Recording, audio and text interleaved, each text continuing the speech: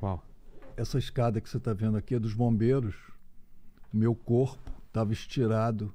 O primeiro corpo aqui era o meu, em frente a essa porta. Atrás de mim tinham vários comissários mortos. O bombeiro subiu para retirar meu corpo, que eu estava morto.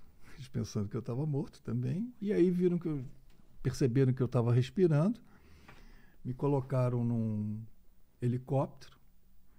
Eu totalmente já sem roupa, muito queimado nas costas, queimei muito. E cheguei no hospital. Não dava nem para me identificar direito, totalmente cheio de fuligem, cheirando a querosene e muito queimado. E quando eu cheguei lá no hospital, já tinha umas pessoas da Varig lá no hospital e falaram assim, esse cara é o comissário, é o Sérgio Balbino. Nossa! Porque o Sérgio Balbino tinha um porte físico parecido com o meu e o Sérgio Balbino tinha morrido. E você estava numa posição que não era para estar, né? Exatamente. Eu estava ali com os comissários. Aí os caras falaram, porra, então vamos comunicar a família do Balbino, que ele está vivo e tal. Então a primeira notícia que saiu para o Rio, lá no Brasil, é que todos os passageiros tinham morrido, alguns tripulantes tinham salvo. Eu tenho até um vídeo do Cid Moreira falando isso. Eu divulgo isso, mostro nas palestras, depois eu comento isso. E aí a primeira notícia foi essa. A rádio, televisão, jornal já tinham publicado o ocorrido. E foi essa notícia que a minha família recebeu. Foi uma tragédia. Claro. 123 mortos e era desesperador, porque meu pai já estava encomendando o meu sepultamento. A minha faculdade com a tarja preta, no mural da minha faculdade eles pregaram lá, comunicamos o falecimento do aluno do curso de engenharia Ricardo Trajano, desastre aéreo da Varig, ocorrido agora no dia 11.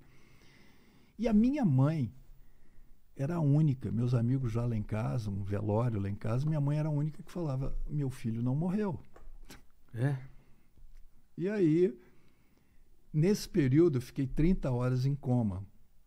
Nesse período que eu fiquei em coma, eu pedi uma folha de papel e escrevi um bilhete, como se fosse uma letra de criança. Um bilhete... Dá para ver, Paquito? Com muita dificuldade, eu em coma escrevi isso. Os caras pegaram esse bilhete. O que está escrito? São números de telefone? Telefone, endereço. Nossa! Coloquei papai, 2 pontos, botei Reginaldo, e aí depois coloquei nome, Rua, Reginaldo Babo Trajano, rua, repeti o endereço que eu tinha colocado aqui em cima, Almirante Gonçalves. GB, porque naquele tempo era Guanabara, Rio de Janeiro. E aí os caras pegaram, foram lá na lista de tripulantes. Que é você? Sou eu. Porque eu era um tripulante. Isso eu já estava bem melhor. Depois esse cara é tripulante. Então vamos lá, vamos na lista de tripulantes. Não achavam meu nome, aí foram na lista de passageiros apenas para dar uma checada. De repente vem meu nome lá, Ricardo Trajano. Os caras não entenderam nada. Os caras falaram, mas como? Como que esse cara é passageiro lá junto com os comissários? Aqui é onde você estava. Exatamente. A posição aqui. Exatamente. E você foi encontrado aqui. Exatamente, aí na frente. E aqui, só para você ter ideia da distância, o avião caiu aqui, o aeroporto era aqui. Faltavam 5 minutos para chegar. E o desespero do cara de pousar. Eu acho que eles não aguentariam mais também, né? Não. E aí os caras falaram, mas como esse cara é passageiro? Eu vou... Aí a Varig liga lá para casa. Você imagina o clima lá em casa, como é que estava. Meus colegas depois falando comigo. Meu pai atendeu o telefone, olha, nós queríamos primeiro pedir desculpas ao senhor, porque houve uma troca de identificação aqui de corpos, o seu filho está vivo, está mal. Pedir desculpa, isso é a melhor desculpa que você quer aqui. Exatamente, teu filho está muito mal, mas está vivo. E aí, gente, de um velório lá em casa, virou uma festa, né? E minha mãe levantou do sofá dando bronca em todo mundo. Eu não falei que meu filho estava vivo, com meus colegas falando assim, coitada da mãe do Ricardo, a dona Cat, fica falando que ele está vivo, o Ricardo morreu, o pai dele está encomendando sepultura já. E aí ela soltou os bichos depois, né? Coisa de mãe, né, Vilela? Total. E aí eu fiquei 30 horas em coma. Depois que eu acordei do coma, você imagina, eu acordo num hospital, não entendendo absolutamente nada. Sua cabeça parece que é um quebra-cabeça, aquele quebra-cabeça de 1000 peças, só que faltam dezenas de peças. Você começa a encaixar aos poucos cada uma. Você fala, o que aconteceu, gente? Eu estava indo de férias. E aí, todo entubado, dentro de uma tenda de oxigênio daqui para baixo, aqui estava dentro de uma cúpula de oxigênio, e sentindo muita dor nas costas. E a primeira reação que eu tive foi olhar para as minhas costas, estavam todas queimadas, queimaduras de 3º grau. Minha bunda, minhas nádegas queimadas, coxa, as costas bastante queimadura. A primeira reação que eu tive, cara de 21 anos de idade, foi olhar para as minhas mãos para ver se estavam queimadas, colocar a mão no rosto e examinar meu amigo aqui embaixo. Levantei, olhei, estava tudo bonitinho no lugar e soltei falei, porra, beleza! Olha só. Caramba. E esse porra, beleza, para mim, foi tão importante que a partir desse momento, se tiver algum engenheiro aqui assistindo, o meu V0, minha velocidade inicial, foi como se fosse a minha velocidade inicial de todo um pensamento positivo, energia, que caminharam ao longo de toda a minha difícil recuperação de mãos dadas, sempre comigo. Quanto ao meu estado de saúde, eu fiquei sabendo tempos depois que as pessoas não me davam uma semana de vida. Porque você tinha... A minha primeira radiografia de pulmão, como que estava? Era como se fosse meu atestado de óbito. Estava toda fodido. O médico olhava e falava assim, pô, quando é que esse cara morreu?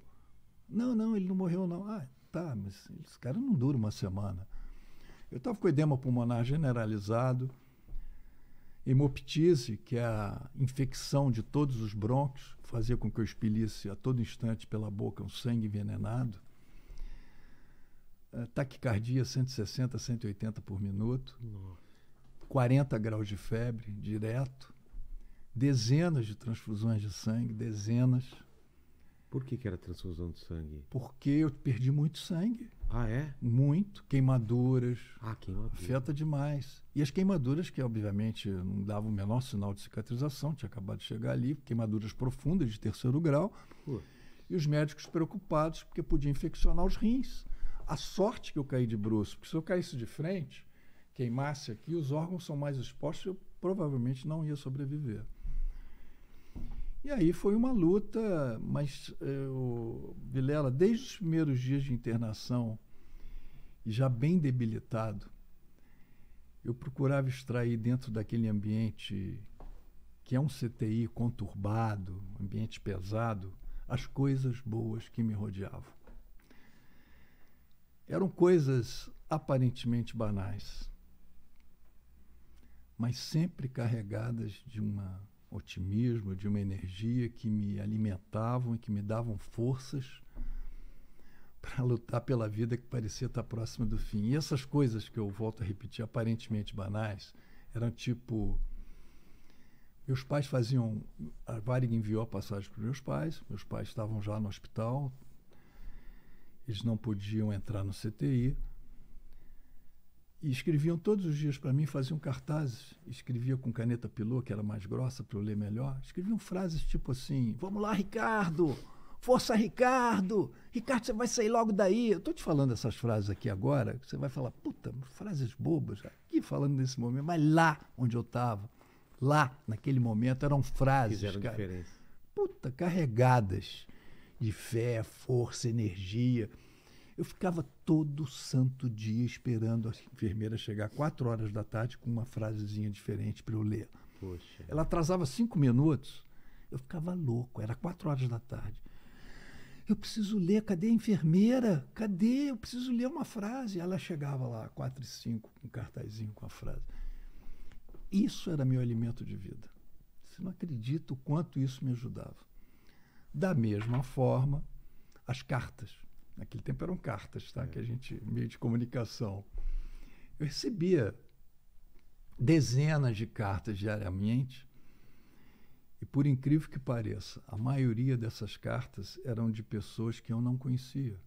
Eram de pessoas de várias localidades do Brasil, até mesmo de outros países. Eu recebi uma carta de uma menina da Turquia, mandando a primeira foto do jornal Millier, estava minha foto lá. E eram mensagens assim: Ricardo, eu não te conheço, mas quando você sair do hospital, eu quero encontrar com você e te dar um abraço pessoalmente. E aí você começa a ver, Vilela, o outro lado desse mundo. Que a gente está acostumado a ver um mundo tão pesado, tão ríspido, tão ríspido. E você fala, gente, o que tem de gente carinhosa, generosa, afetuosa. Que é o seu bem, né? Que é o seu bem, que não te conhece. Esse outro lado do mundo, Vilela, eu digo sempre que eu uma vez, há muitos anos atrás, isso tem mais de 20 anos, 25 anos, não sei. Encontrei com um colega meu que eu estudei, aqueles escola que eu estudei no Rio de Janeiro, no meu tempo era primário, ginásio científico. Quando você estuda direto, anos na mesma escola, tem vários colegas seus que te acompanham. E esse cara era um deles. E por mais que você não encontre esses colegas, quando você encontra, é uma amizade totalmente diferente.